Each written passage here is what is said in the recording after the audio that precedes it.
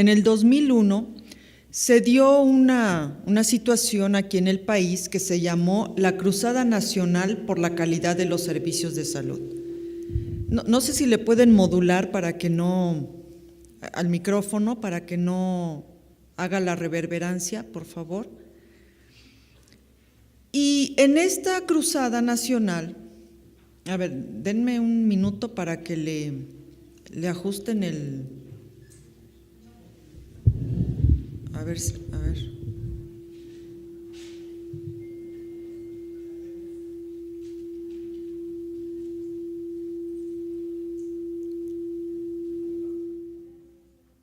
Ok, perfecto.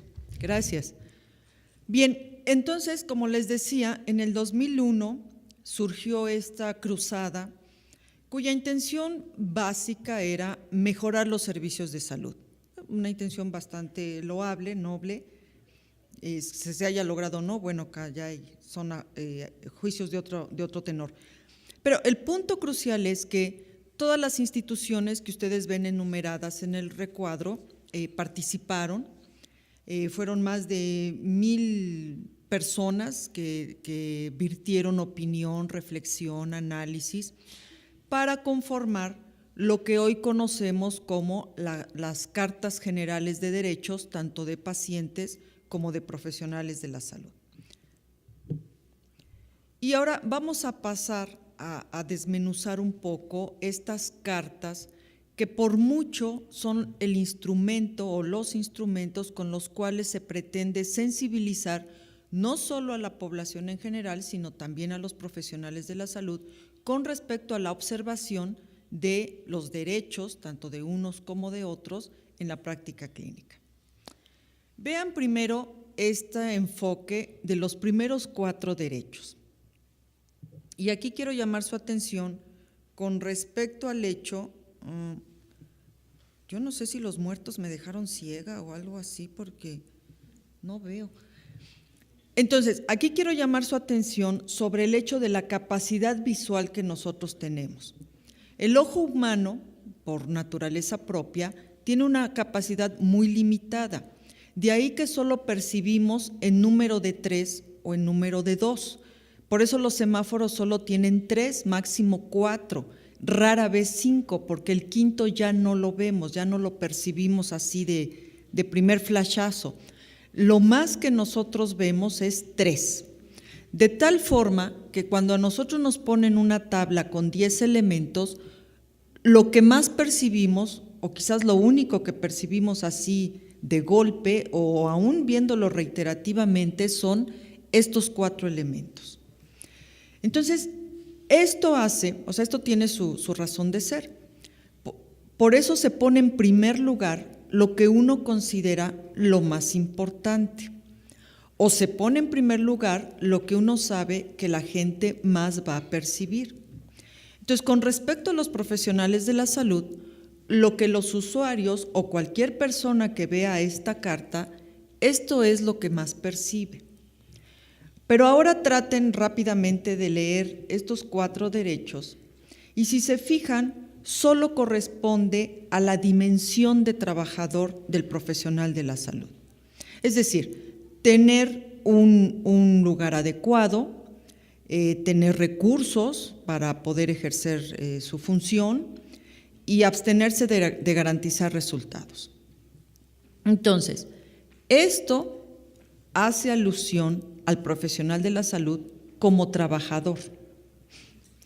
Y desgraciadamente no hay correspondencia con la vida real, ni siquiera medianamente, o en los casos más excelsos podría ser medianamente. Luego entonces, en términos teóricos puros, se convierten en ideales y dejan de ser derechos. O sea, es algo a lo que tenemos que aspirar. Y vean, por otro lado, lo que está en quinto lugar, es decir, ya fuera del foco de atención visual, fuera del foco de retención de aprendizaje o de aprehensión con H. En quinto lugar está el hecho de respeto. O sea, que el profesional de la salud merece respeto por parte, pues de todos, de su ámbito laboral, de los familiares y de los pacientes. Entonces vean cómo este derecho, que pues debería tener su importancia, está en un lugar dentro del orden donde ya no solo sale fuera del foco de atención, sino que inmediatamente empieza o se conjunta con otra serie de derechos que lo mismo tienen que ver con una práctica profesional. Entonces, la dimensión de persona de los profesionales de la salud en la Carta de Derechos Generales está en quinto lugar. O sea, hasta el quinto lugar se le considera o se le pone atención a su dimensión de persona. Luego, por otro lado, otra serie de derechos que pues no acaban siendo derechos, o sea, son derechos, pero en realidad los tiene que solventar el propio profesional de la salud. Por un lado, la situación de educarse, y la educación en algunas ocasiones, sobre todo en hospitales de sector salud, pues la institución aporta algo para que el profesional de la salud se eduque, pero en el ámbito privado, pues ese tenor lo solventa el propio profesional de la salud. Entonces es un derecho como que él se lo tiene que otorgar. Y el punto crucial que estamos viviendo actualmente, ¿qué es esto de salvaguardar su prestigio profesional? Estrictamente hablando, es lo único con lo que realmente funciona el profesional de la salud. En este sentido, podría yo hacer una comparación, pero me parece bastante vulgar la comparación, entonces mejor no la voy a hacer. Pero el punto crucial es que el profesional de la salud vive de su fama, vive de lo que ha logrado. Conseguir un prestigio profesional es algo que en el mejor de los casos consume de 10 a 15 años. Cuando uno egresa, es como los coches. O sea, los coches sufren una devaluación del 30% en su precio cuando salen de la agencia. Bueno, los estudiantes de medicina igual. Cuando se titulan sufren como una depreciación. De ahí se tienen que ir a la especialidad y cuando sale uno de recién egresado de la especialidad es volver a empezar de cero. De ahí a lograr el famoso expertise son mínimo de 3 a 5 años en promedio y suponiendo que ese profesional de la salud realmente está abocado a desarrollarse profesionalmente. De ahí son otros 5 años para adquirir cierta madurez y de ahí empieza el famoso prestigio profesional. O sea, ¿quiénes somos por lo que hacemos? El famoso ser y estar. De ahí que, y desgraciadamente ahora, esto está colocando al profesional de la salud en un nivel de vulnerabilidad muy fuerte, porque esa exposición mediática que sufre, más la tipificación de delito del acto profesional, hacen que este prestigio profesional que duró 10, 15, 20 años lograr, en una sola tirada se puede ir abajo. Y siempre está uno expuesto.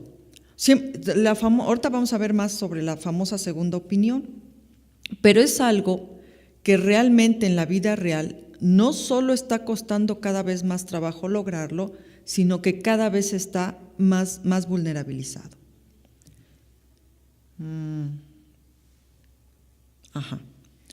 Ahora veamos un poquito los derechos de los pacientes y vean cómo, aquí sí ya lo van a percibir ustedes de mejor forma, cómo inmediatamente, en segundo lugar, o sea, en el foco de atención, en el nivel de aprehensión cognitiva más fuerte, está el hecho de recibir un trato digno y respetuoso.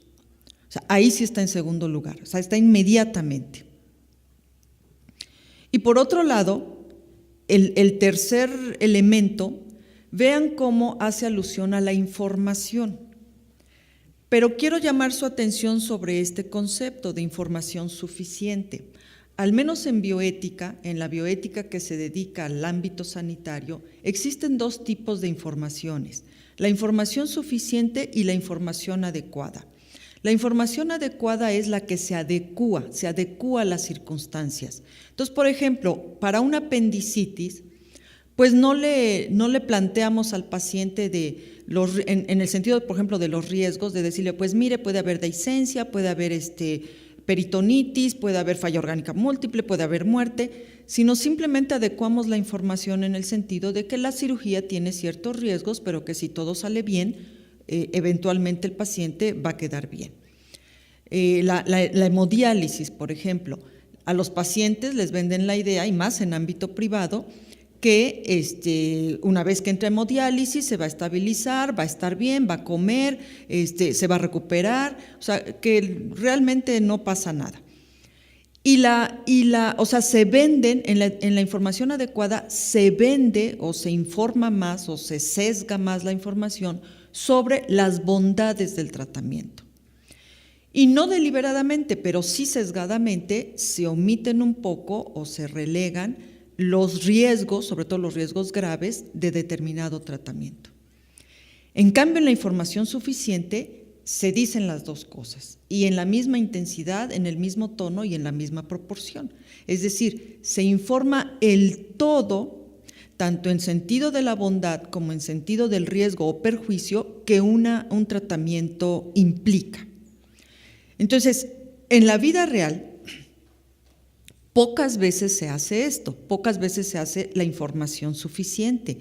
La mayoría de las veces lo hacemos en situaciones críticas o en fases terminales, o sea, donde sí ya se vuelve imperativo que el paciente o los familiares sepan ambos lados en la misma proporción.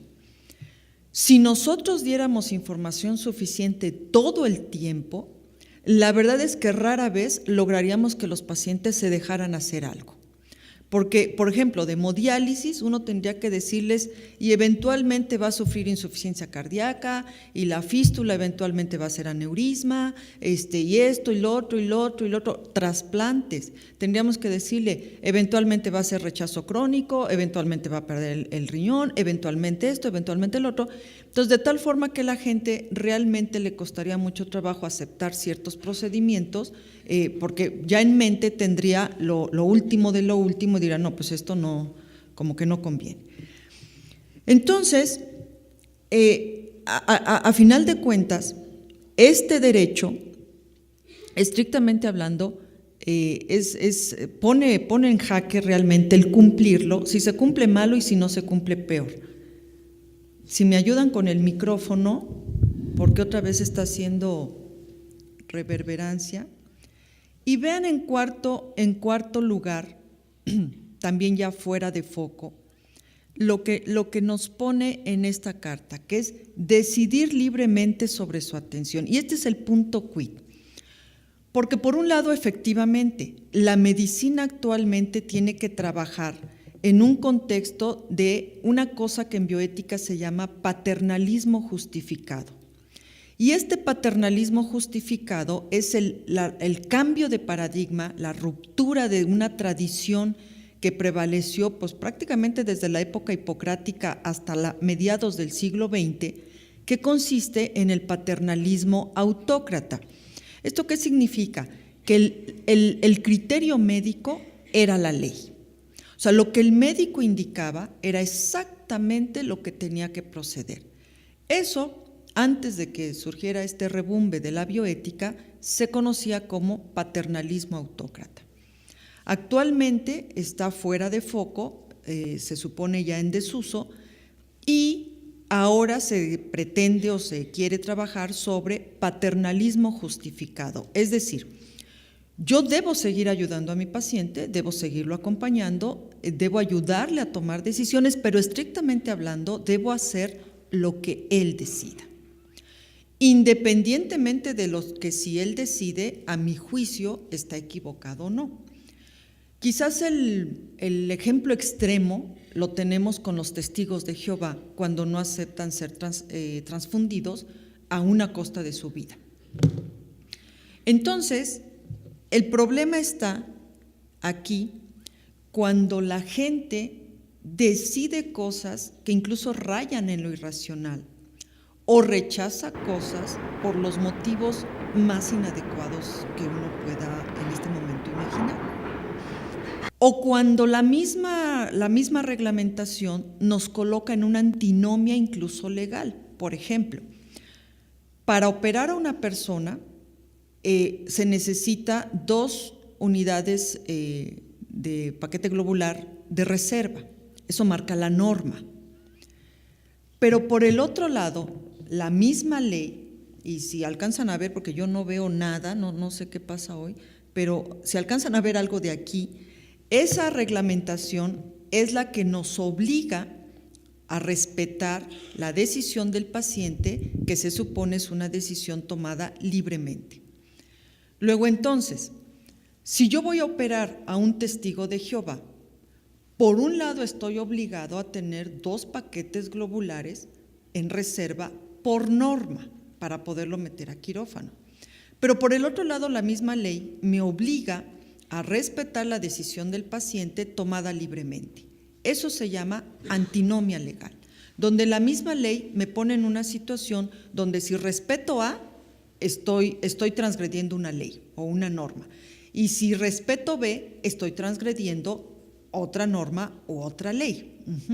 Entonces, este cuarto derecho lo manifiesta así, decidir libremente, pero el punto crucial es cómo nos repercute a nosotros como profesionales de la salud. Y la repercusión más grave es que esa misma observancia de derechos, ya sea de un lado, ya sea del otro, nos coloque en una antinomia legal. Y luego el punto crucial, cuando George Cromwell, el que dio lugar a que se creara el Parlamento inglés, cuando le cortaron la cabeza, creo que fue Enrique, quién sabe qué, Enrique IV, Enrique VI, algún Enrique de esos, y se planteó enfrente del patíbulo y con la cabeza de Enrique, y les dijo, dejaron de ser súbditos, ahora son ciudadanos, son libres.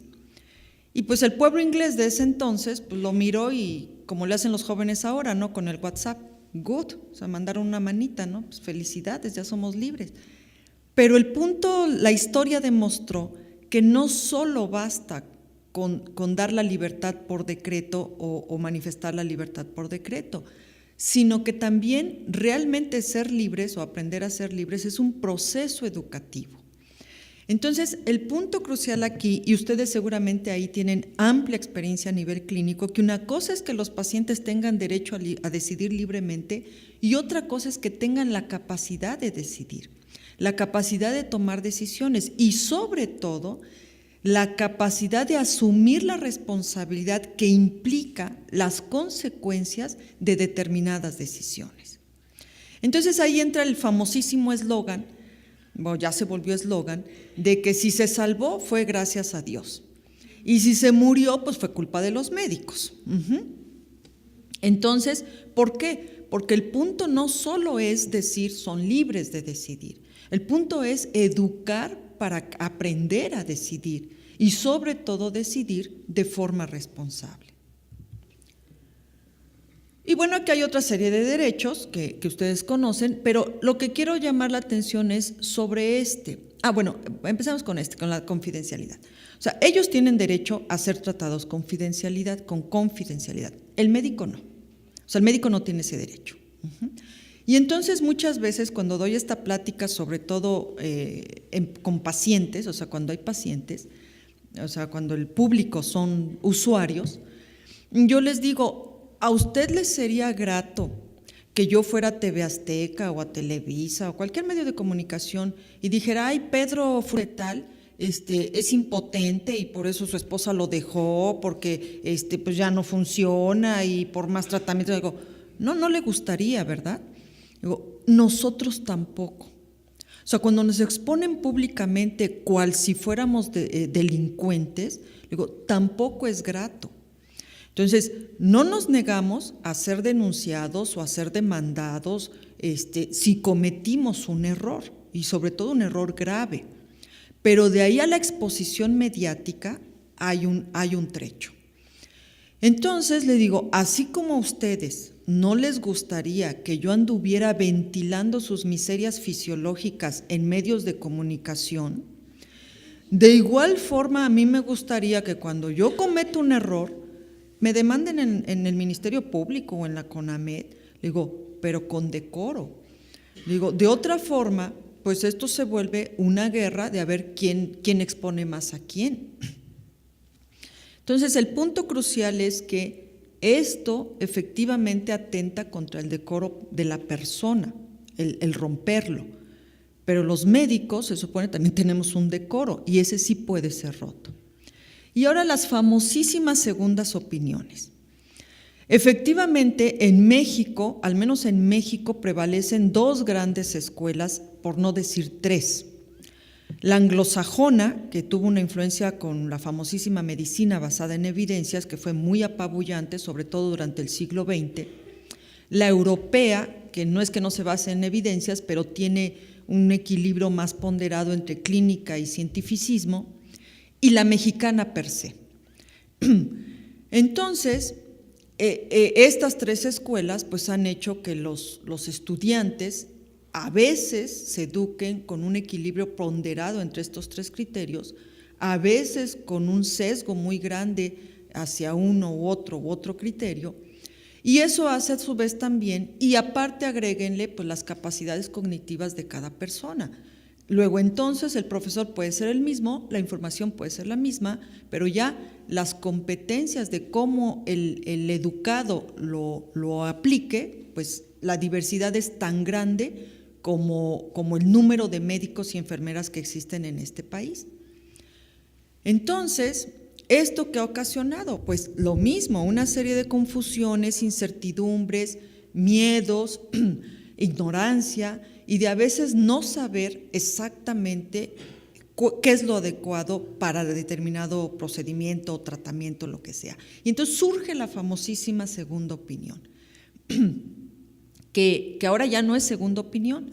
Ahora ya los pacientes cuando llegan a consulta es porque ya consultaron 5 médicos, 6 médicos, 7 médicos o lo peor. Van con el primero, obtienen una información, después se van a echar un tour, o sea, de otros 3, 4, 5 especialistas, el homeópata, el alternativo, el chamán, el brujo, y regresan con el primer médico. Más aparte, ya saben, ¿no? El hijo pródigo de la familia, que todo lo obtiene de internet, todo lo sabe de internet, en internet encontró el último artículo publicado en la revista más prestigiosa y llega con la información.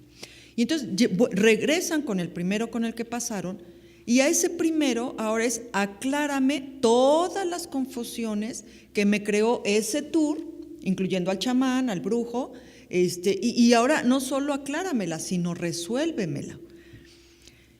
Y entonces eso está parcialmente bien si no hay ninguna consecuencia. El problema es cuando hay consecuencias. Al menos cuando yo era estudiante, no sé si a ustedes les esté molestando de igual forma que a mí el micrófono, me disculpo, pero a ver si alguien le puede corregir ahí el volumen. En mis épocas nos enseñaban bioética de una forma muy golpeada. Finalmente yo pertenezco a la generación de que la letra con sangre entra. Entonces, nos enseñaban bioética de la siguiente forma, o ilustrándonos el siguiente caso. Cuenta la leyenda que un día X, el presidente de la Sociedad Mexicana de Urología estaba en su consultorio, justo en el Ángeles, pero de la Ciudad de México, y salió de su consultorio del Ángeles, se dirigió a otro consultorio, en otra clínica que estaba dando también consulta, más de razón social, y llega un paciente en una silla de ruedas, lo reciben, entra, el doctor se levanta y el señor se quita un zarapito, una cobija que llevaba en sus piernas, y como dice la canción de Rosita Alvírez, nada más 3 tiros le dio. Entonces lo balacea en su consultorio, fallece. Ya cuando viene el juicio y a las aclaraciones, etcétera, resulta que el señor le habían hecho una orquidectomía y pidió una segunda opinión. Y esta segunda opinión no solo le hizo creer que la cirugía había sido mal hecha, sino que ni siquiera estaba indicada. Y entonces el paciente, en su reacción, mata al otro médico. Este es el punto, quizás un ejemplo muy extremo, pero muy claro de lo que nos expone esta diversidad de opiniones y sobre todo cuando hay actitudes muy antiprofesionales al emitir una segunda opinión, que desgraciadamente existe. Sobre todo cuando los médicos quieren sacar ventaja de, bueno, y casi, pues no lo dicen así, pero es una forma de decirlo de cuánto le cobra el otro y yo le hago lo mismo, pero por menos precio. Y entonces una forma soterrada de querer lograr eso es emitiendo una segunda opinión, pues muy antiprofesional o muy sesgada, o tratando de desprestigiar lo que el otro está haciendo. Y es verdad, a veces lo que el otro está haciendo está mal, está totalmente equivocado o es incorrecto, pero entender que así como podemos exponer el otro, de pronto también nos pueden exponer a nosotros. Y por último, el emitir una inconformidad cuando se cree, ya sea por percepción o por realidad, que se fue mal atendido. Y aquí es donde los directivos, bueno, tienen ya una colección enciclopédica de inconformidades. O sea, y que si esto y ahora ya las inconformidades van de lo sublime a lo ridículo, porque de pronto se quejan del personal porque no sonríe.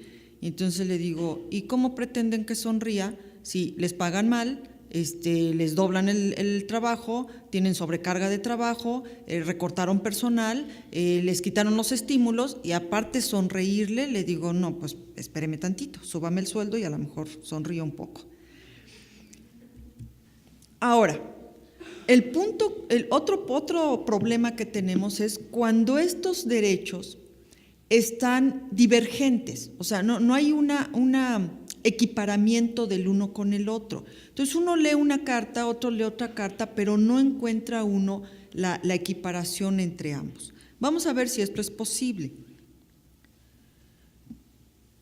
Creo que un punto crucial sería, pues, empezar por lo más básico. Y lo más básico es, pues, vámonos respetando. O sea, porque tan valioso es usted como yo y tan digno de respeto es usted como yo. Entonces, creo que el punto crucial para poder equiparar esto es empezar por lo más básico, empezar por un respeto mutuo.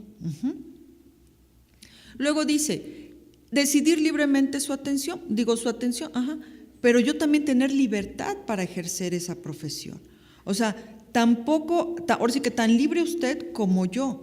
Y así como usted es libre de decidir lo que usted quiere para su cuerpo, su atención, etcétera, su salud, su enfermedad, también yo soy libre de decidir si participo en lo que usted decide o no.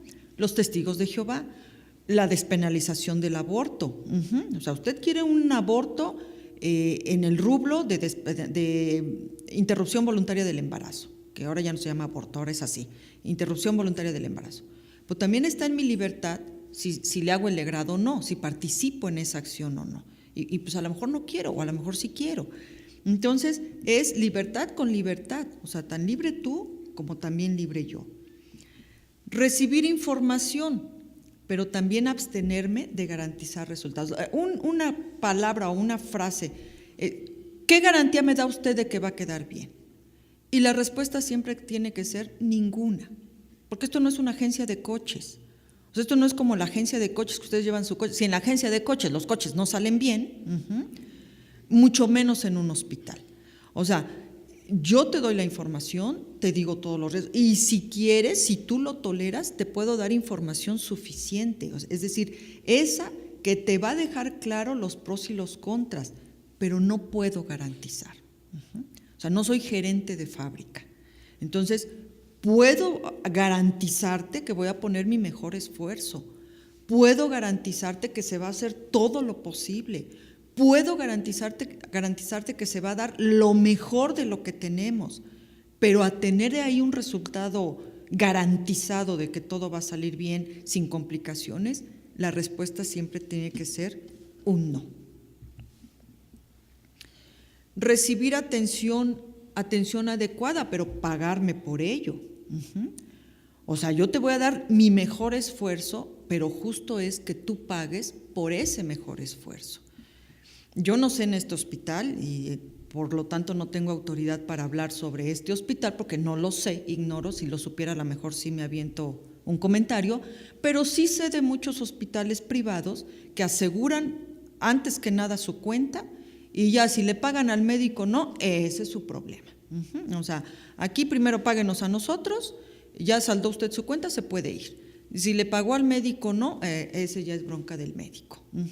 Y entonces resulta, sobre todo en el ámbito privado, que uno ya se chutó una semana atendiendo a un paciente y los típicos, ¿no? Súper exigentes, súper esto, súper demandantes, pero a la mera hora resulta que están en bancarrota o nada les gustó o lo que sea y ¡pum!, se van sin pagar. Y no hay forma ni de demandarlos, ni de, ahí sí, ni de ir a TV Azteca a chillonear, ay, es que no me pagó porque vengo a denunciar a fulanito porque no me pagó. Entonces, derecho con derecho. Al menos en Oaxaca, haciendo un breve paréntesis, por la situación histórica que a mí me tocó vivir con respecto a la hemodiálisis, 18 años me dediqué a abrir unidades de hemodiálisis a lo largo y ancho del país. Entonces, cuando estuve en Oaxaca, había una dinámica muy interesante porque uno tenía que pagar por adelantado. O sea, la consulta, la hospitalización, todo, se tenía que pagar los honorarios médicos por adelantado. Y ya después se brindaba la atención. Y entonces, pues era muy padre porque pues nunca salíamos ahí colgados porque ya recibíamos el dinero por adelantado. Luego, bueno, lo que les dije, ser tratado con confidencialidad, pero yo también tengo derecho a preservar pues lo que también es importante para mí, que es mi prestigio profesional, porque de eso como, eso es lo que me abre la posibilidad de otros empleos, de otros pacientes, la recomendación que se va logrando y que va conformando el prestigio profesional. Entonces, tú tienes derecho a que te trate con decoro, pero yo también, incluso en nuestras mutuas fallas. Y recibir atención de urgencia, pero yo tener con qué atenderte. O sea, hace como un mes, una colega me decía, es que estamos pegando las gasas con diurex, porque no tenemos tela adhesiva, y la tela adhesiva que tenemos no pega, o sea, se desprende. Entonces, lo más eficaz para sostener las gasas en este momento que tenemos en el hospital es diurex. Y le digo, pues se han de ver bien, ¿no? Son transparentes. Y dice, pues sí, o sea, ¿qué otra cosa puede uno decir, por amor de Dios? Entonces, es tener los recursos. A lo mejor en este tipo de instituciones, pues ese no es tanto problema, pero bueno, aquí estamos hablando en general. El resto de los ¿cómo se llama? Derechos no son equiparables, pero al menos 6 parece ser que podrían equipararse. Ahora, en bioética existe un concepto que se llama pendiente resbaladiza. La pendiente resbaladiza hace alusión a que todo acto humano, absolutamente todo acto humano, tarde o temprano pierde su sentido original. Para los que son casados y ya se divorciaron, lo van a comprender perfecto. O sea, empezaron con un enamoramiento y sí, el amor de mi vida va a ser para siempre, yo te amaré y te seré fiel y chalalalala, ¿no? ¿Y cómo acabó? Pues la infidelidad y desgraciado, maldito, y tú también, y bueno. Entonces, el acto original, que era muy sublime, pues acabó siendo un desastre. A eso hace alusión la pendiente resbaladiza, a que todo acto humano, tarde o temprano, pierde su objetivo original. O sea, se desvirtúa, se va desvirtuando, se va perdiendo ese objetivo inicial. Y tiene 2 acepciones. Por un lado es, no lo hagas porque si lo haces se va a convertir en algo peor. Los típicos papás, ¿no? No salgas vestida así porque van a... Ay, papá, solo es una minifalda. O sea, la época de adolescentes que todo tuvimos, de no hagas esto y no hagas lo otro y no hagas lo otro por todos los peligros que nos vendían. Entonces no lo hagas porque se va a convertir en algo peor. Y la segunda acepción es, si ya lo hiciste, o sea, ya lo aprobaste, ya aprobaste la ley, ya pusiste el protocolo, o sea, ya lo hiciste, ahora cuida que no caiga en algo peor. O sea, que razonablemente se conserve ese objetivo y que cuando se vaya perdiendo el objetivo, reestructures para no caer en algo peor. Esa es la pendiente resbaladiza. Los temas bioéticos en los que más se suena esto es despenalización del aborto y eutanasia. Entonces, en despenalización del aborto, por ejemplo, dice, no aprueben la ley, porque si no, la gente lo va a acabar convirtiendo en anticonceptivo, o sea, en una medida anticonceptiva. O lo contrario, ya lo aprobaste, ya tienes la despenalización del aborto, ahora vigila que no acabe siendo un método anticonceptivo. O sea, vigila que no se desvirtúe. Ahí está la acepción de la pendiente resbaladiza. En materia de derechos y de los derechos que estamos hablando, que es del profesional de la salud y de los usuarios, el problema es cómo se expresan estos derechos, o la pendiente resbaladiza se nos puede plantear en la forma en que se expresen estos derechos. Una de dos, o se diluyen, o sea, a todo el mundo le importa un rábano lo que digan las cartas y las ponen porque solo por medida de la certificación y ya que pasa la certificación y mientras dura la certificación que se vean ahí todos en los elevadores, cada elevador, una cartita y ahí. Ya pasa la certificación y ¿dónde estaban los carteles? Pues quién sabe dónde acabaron los carteles. Entonces se diluyen, nunca nadie los lee o se hiperexpresan. Y entonces se vuelve una guerra.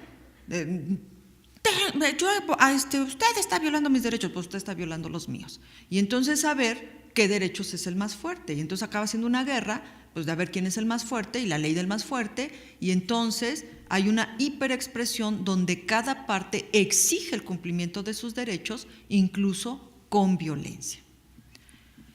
Y por el otro lado, si nosotros caemos en esta pendiente resbaladiza de a ver qué derecho es el que prevalece, cuál va a ser el derecho más fuerte, en automático podemos caer, por reducción a lo absurdo, que es una ley matemática, en una cosa que se llama discriminación inversa. Por ejemplo, en la primera generación de estos derechos, por ahí del 2001, ¿a qué derecho se les dio más prevalencia? A lo de los usuarios. Para quienes trabajaban en el IMSS en aquella época, recordarán que los derechos de los usuarios o de los pacientes era un cartelón, parecía mural de Diego Rivera, o sea, enorme, y los derechos de los médicos o no existía, o sea, no se ponía, o lo ponían ahí en una cartita doble carta, pegado por ahí en una puerta. Yo una vez me di a la tarea de deliberadamente buscar dónde estaba uno y dónde estaba el otro. Entonces, el derecho de los pacientes estaba en la entrada principal del hospital, así un muralote enorme. Y el derecho de los médicos lo encontré en la puerta de una bodega, ahí cerca de los sanitarios, en una carta, en un póster doble carta, ahí pegado igual con Durex, como si pega fuerte, pues allá estaba, ¿no? Así estaban los derechos de los pacientes y los derechos de los médicos. Avanzó la situación y ya al menos desde hace 2 años, por los procesos estos de certificación, pues ya lograron que estén del mismo tamaño y en el mismo lugar y más o menos visibles en algún pasillo que todo el mundo lo vea. Entonces, pero en esa primera generación, donde se le dio más prevalencia a los derechos de los pacientes, en automático se cometió un acto de discriminación inversa. ¿Qué quiere decir esto? Que en el discurso oficial se manejó que solo los pacientes eran vulnerables, que eran los más afectados y que la obligatoriedad era casi absoluta de observar esos derechos. ¿Y por qué? Porque el discurso oficial decía, el paciente es el más importante en el sistema sanitario. Pero cuando uno dice eso, por regla matemática, en automático estamos diciendo, los otros son menos importantes. Esto es como cuando tiene uno 3 hijos y a uno le dice uno, tú eres el más importante para mí.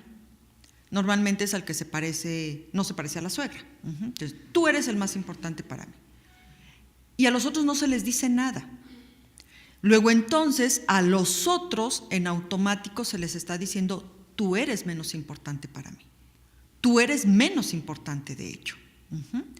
Entonces eso es un acto de discriminación inversa. O sea, no te lo digo explícito, pero lo estoy diciendo implícito. Tú eres menos importante.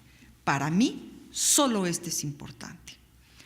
Esto hace, o esto hizo, porque ya ocurrió, que hubiese no solo un sesgo educativo en materia de derechos, donde el todo, las instituciones, todo, trabajaban sobre solo los derechos de los usuarios, sino empoderó a esa población.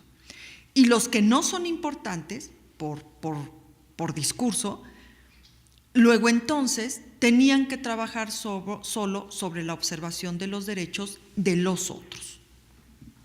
Esto es discriminación inversa.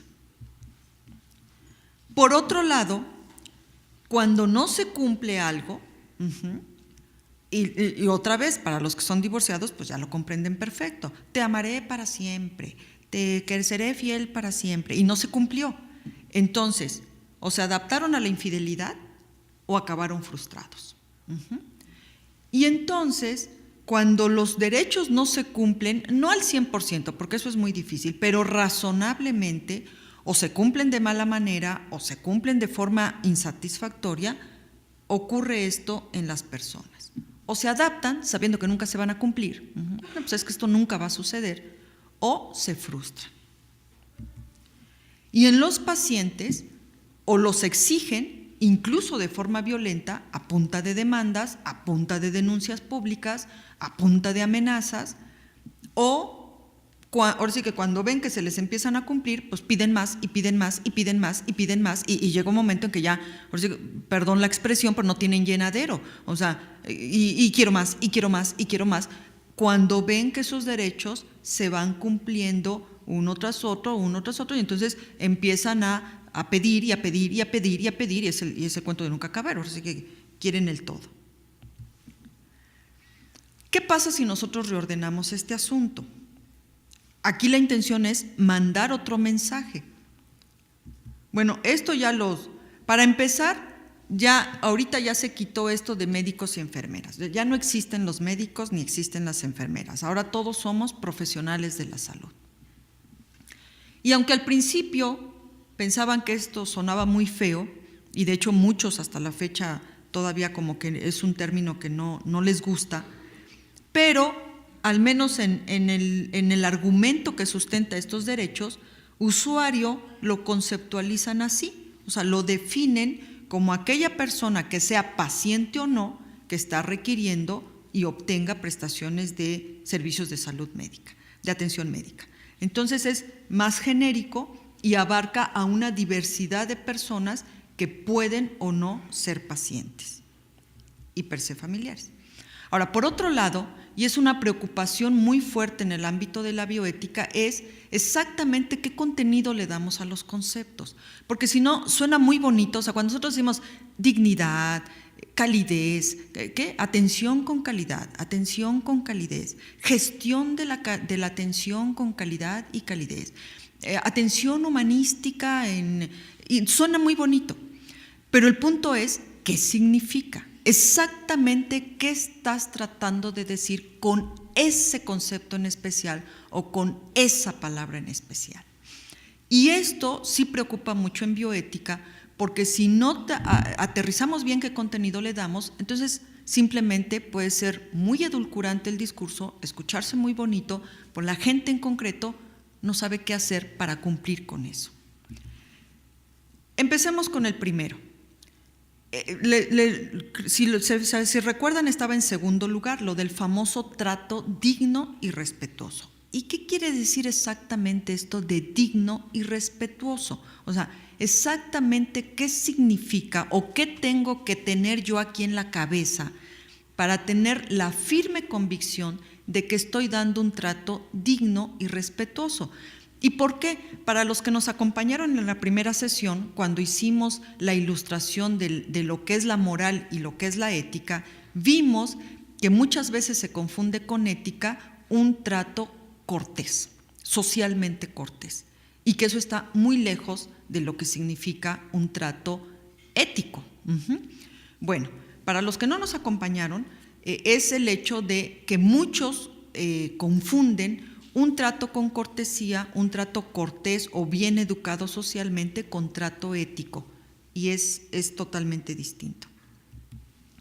Empecemos con el primero, un trato respetuoso y digno. ¿Y qué cosa es el respeto? Exactamente, ¿qué significa respeto? Bueno, respeto significa que yo aquí adentro, por mis capacidades de entendimiento y razón, logro concientizar el valor del otro. O sea, que algo o alguien es valioso por sí mismo. Por ejemplo, una pirámide, las pirámides de Teotihuacán. No necesito ser indígena, no necesito tener un gran conocimiento de esa cultura, no necesito nada para tenerles respeto. Lo único que yo necesito es una capacidad de autoconciencia para entender que esa cosa que está ahí es valiosa por sí misma. Entonces, cuando estos estudiantes se meten a rectoría y rayan las pinturas y aquí estuvo el cholo, no tienen esa capacidad de considerar eso valioso por sí mismo. Y lo mismo va para las personas. O sea, cuando uno tiene un trato menospreciativo o no tengo una autoconciencia de que el otro me necesita, la famosísimo que me salgo de mi trabajo en el ámbito de razón social porque voy a la priva. Entonces, es no tener noción de respeto hacia el otro. O sea, eres valioso por sí mismo, no porque me representes más dinero, no porque me representes estatus, no porque contigo voy a ganar dinero, sino porque eres valioso por sí mismo. Eso es el respeto. La cosa o la persona tiene un valor por sí mismo. ¿Cuál es el problema? Que desgraciadamente con esto de las reformas educativas, que no la de ahorita es la de menos, sino otras que se dieron hace 10 años, donde por ley se adquirió el derecho al acceso a la educación. Y entonces, ¿qué sucede? Como dicen unos compañeros docentes, cualquiera entra, que eso es lo de menos, el problema es que cualquiera sale. Y entonces salen personas pues que no tienen ni la más mínima noción, ni siquiera de qué es autorrespeto, mucho menos qué es respeto a la profesión y qué es el respeto hacia los demás.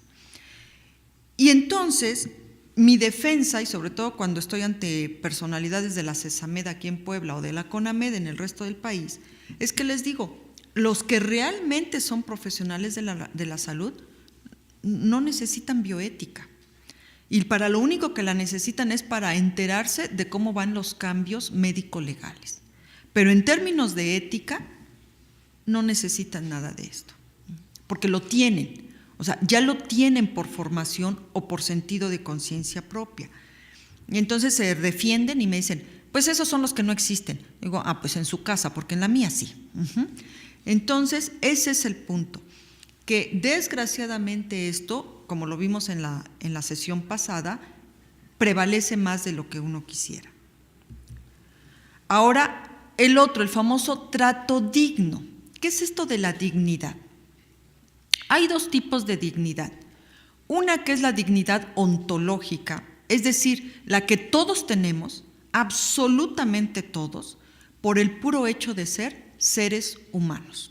Es decir, ser un individuo único e irrepetible. O sea, no va a haber ninguno otro como ustedes, en todo el universo. Ahí sí, échense un brinco de tigre imaginativo e imagínense todo el universo. Bueno, pues en todo el universo no hay otro como ustedes, como cada uno de ustedes. Chuecos, derechos, panzones, güeros, prietos, feos, inteligentes, como sea. Pero cada individuo es único e irrepetible. Esa es la dignidad ontológica. Nadie la otorga y nadie la puede quitar, independientemente de la connotación religiosa que le den al ser. es inalienable, o sea, nadie nos las quita. Nos pueden meter a un campo de concentración, nos pueden meter a la cárcel, lo que quieran. Nadie quita esa dignidad. Y por el otro lado está la dignidad adquirida, es decir, la óntica, la que nosotros vamos construyendo a través de nuestros actos. Luego entonces nos vamos convirtiendo en personas dignas, dignas de admiración, dignas de reconocimiento, dignas de aplauso, dignas de prestigio o indignas. O sea, que nuestros actos reflejan que somos unas personas no virtuosas. Esto, bueno, me disculpo, pero lo vimos más ampliamente en la sesión pasada. Entonces, cuando nosotros decimos trato digno y respetuoso, aquí el punto es, ¿qué significa que nosotros tenemos que hacer para realmente saber que estamos dándole un trato digno y respetuoso a los pacientes, a los usuarios en general? Bueno, por un lado, justo entender eso, que el que tengo enfrente, el paciente que tengo enfrente, es un ser único y que su proceso de vida, su proceso de enfermedad y su proceso de muerte también son únicos. Al menos en los ámbitos privados se cuida un poco más esto, pero en los ámbitos del sector salud se masifica. Y entonces no se protocoliza tanto que de pronto se pierde esta dimensión de único y de pronto se pretende que el paciente se ajuste al protocolo, no el protocolo al paciente, o lo peor, que el paciente se ajuste a la norma. Entonces, y no hay excepción. Entonces, a eso hace alusión el trato digno. La norma dice esto, pero su situación me obliga a considerar esto. Luego, entonces, no importa si ignoro un poco la norma o desvío la norma o me apoyo en otra ley o en otra norma para atender esa situación que para ese paciente le representa algo único en términos de vida o de muerte. Y el otro, el óntico, es el punto crucial de cómo ayudamos a esas personas para que tomen sus decisiones. ¿Por qué? Porque hay muchos médicos que todavía funcionan sobre el paternalismo autócrata. Es lo que yo digo, y si no le parece, pues búsquese a otro. Entonces, entender que la otra persona es libre, pero que no sabe o no está educado para ejercer esa libertad. Algunos sí, otros no. Entonces, cuando yo hago esto de la atención respetuosa y digna, el famoso trato digno y respetuoso, es ayudarte a que tú tomes esas decisiones de vida o muerte, tus decisiones vitales, entendiendo que son momentos únicos para ti. O sea, no te vas a morir 2 veces, solo te vas a morir una. Y en ese uno, en ese camino, ahí es donde entro yo con este famoso trato digno y respetuoso. Y ese es el contenido de estas frases que cuando las dice uno así muy abiertamente, pues suenan bonito, pero el punto crucial es hasta dónde yo le pongo el nivel de entendimiento para poderle darle un contenido más concreto. Ahora, regresando otra vez al punto de los derechos. Esto ya se los comenté, hacer una equiparación de derecho con derecho, pero también me parece que a la vuelta de la evolución de los tiempos, finalmente ahorita ya vamos en la 3ª generación de la bioética, ver ahora sí que ha surgido. Y entendiendo ahora que el delito, que el acto médico está tipificado o puede tipificarse como delito, me parece que un derecho que debería surgir es poder ser amparado. Y sobre todo cuando la misma ley me coloca en una antinomia legal, como ya se los ejemplifiqué. Por el otro lado, me parece que ya deberíamos tener derecho a anteponer objeción de conciencia, porque hay muchas circunstancias o muchas situaciones que no solo atentan contra el sentido ético que cada profesional de la salud tenga, sino también que nos coloca en riesgos que quizás uno, por el puro hecho de ser profesional, no quisiera sufrir. Por ejemplo, atender un narco. Entonces, pues no es que le tenga miedo, pero la ametralladora está muy imponente. Yo no quiero atender narcos. Y entonces el poder anteponer objeción de conciencia ante situaciones que me representen un riesgo profesional o que me representen incluso un riesgo de vida. Las segundas opiniones. O sea, usted tiene derecho a su segunda opinión, pero yo también debería tener el derecho a participar o no en una segunda opinión. O sea, ¿sabe qué? Yo no participo en segundas opiniones, porque después es una boruca que a la mera hora el culpable es uno cuando uno fue el que quiso hacer el bien. Entonces, tener también ese derecho de anteponer un límite, y porque les repito, ojalá fueran segundas opiniones, pero de pronto son terceras, cuartas, quintas, octavas, décimas opiniones. Entonces, la objeción de conciencia a la luz del devenir histórico me parece que también debería de ser un derecho que debería de florecer. Y luego dice, asociarse para promover sus intereses profesionales. Pues lo único que ahora tenemos derecho son las asociaciones, los colegios, los sindicatos, como que hace falta ya inventar otra fórmula. Y luego dice que nosotros en la CONAMED llevan como 5 años pensando, yo creo que ha de ser un pensamiento muy profundo, pero al menos yo llevo 5 años escuchando en altos directivos de la CONAMED que ya están pensando en abrir un portal en la página de la CONAMED donde los médicos puedan meter sus inconformidades o sus respectivas demandas. Entonces llevan 5 años pensándolo. Yo creo que será una cosa muy profunda, muy estructurada. Ahí van, hay que esperar otros 5 años a ver si lo abren.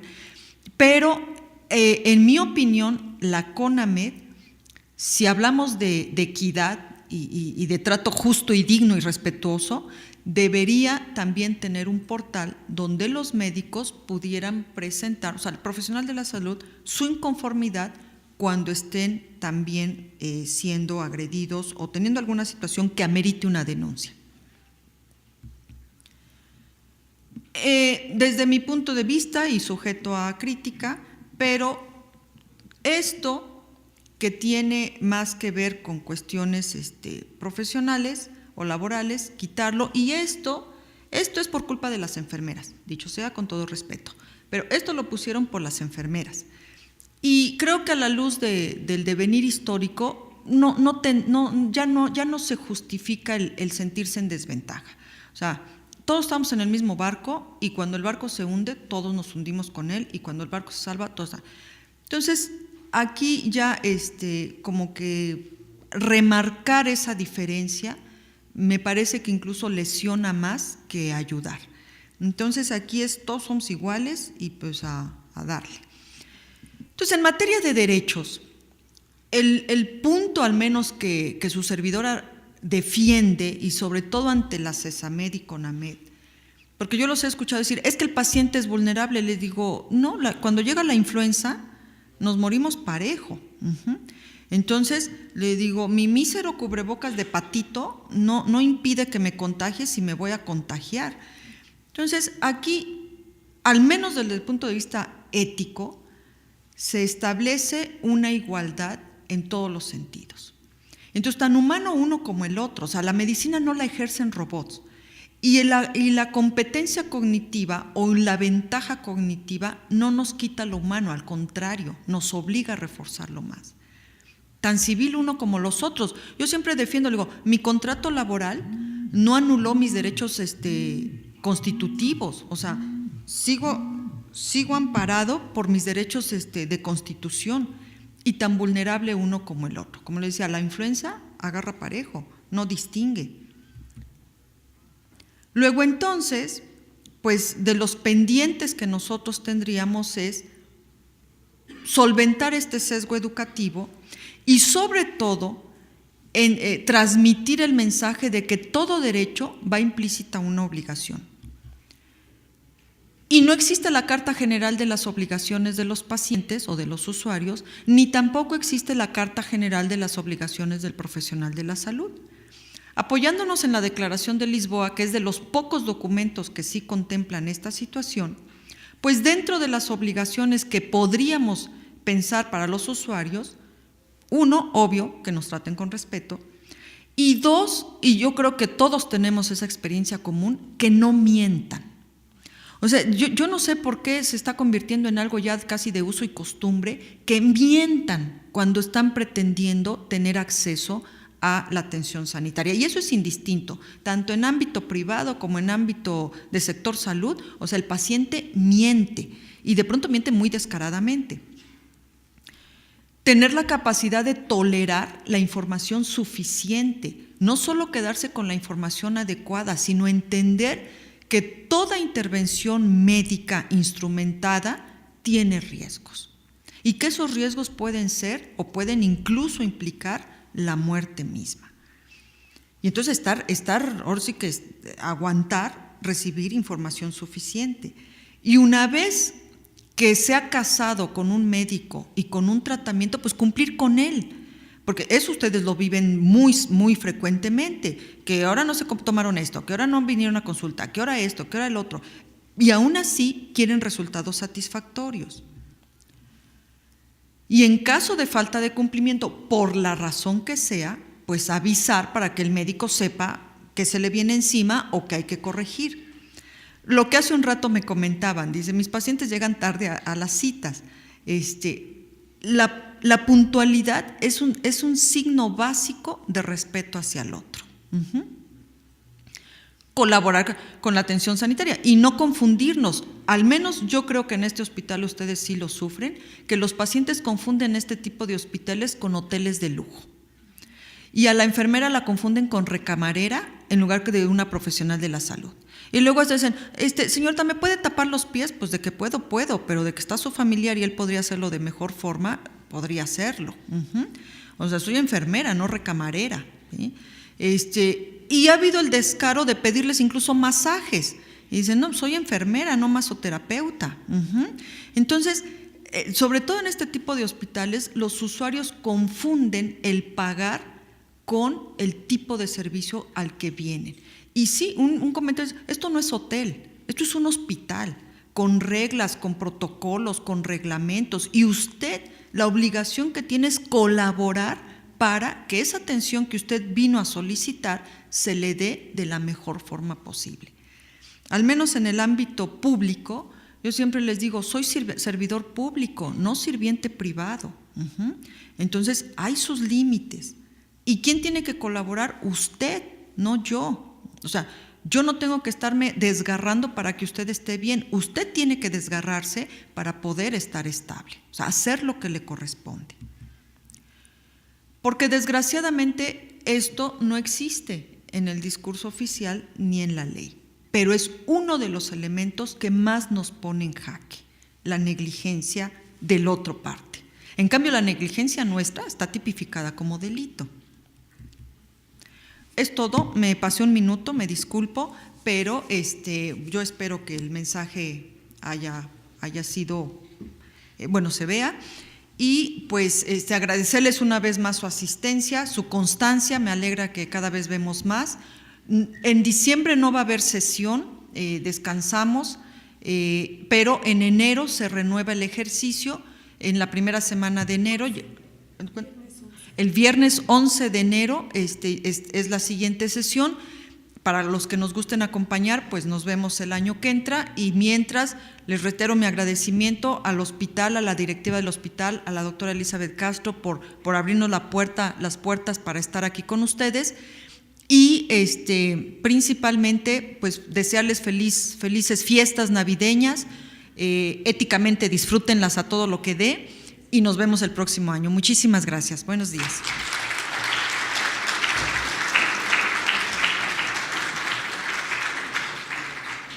Si alguien quiere hacer alguna pregunta, comentario rapidísimo, creo que podemos, ¿verdad, doctora? ¿O ya no podemos? Sí podemos. Si no, pues gracias. Muchas gracias. Sí.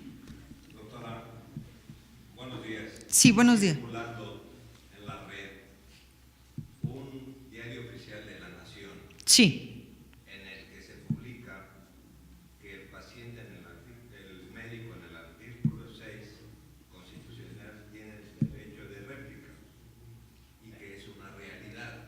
Y mandan una liga que va al gobierno federal.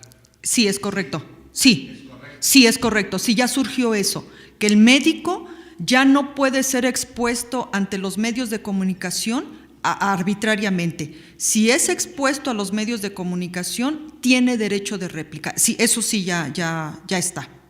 Sí, ya está. Ahora, la segunda. El problema que usted mencionó sobre el presidente de la Sociedad de Urología era un amigo que no explicó en términos del vulgo y dijo orquiectomía subalbugínea. Entonces, llegó a su pueblo el señor y su compadre le dijo, no, compadre, te caparon. Exacto.